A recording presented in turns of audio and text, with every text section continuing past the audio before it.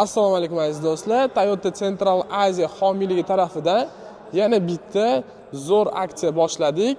2014-yilning 2025-yilgacha ishlab chiqarilgan Lexus hamda Toyota avtomobillariga chiroyli aksiya boshladik. 1-maydan 31-maygacha 10 ta yo'nalish bo'yicha bepul diagnostikani yo'lga qo'ydik.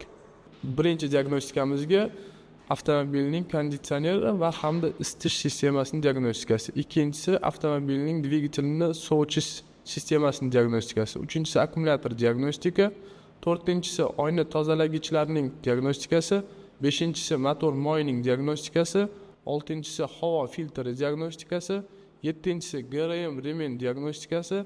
Sakkizinchisi tormoznoy sistemaning diagnostikasi. To'qqizinchisi balonlarning diagnostikasi, 10-avtomobilning yoritish sistemasining diagnostikasi.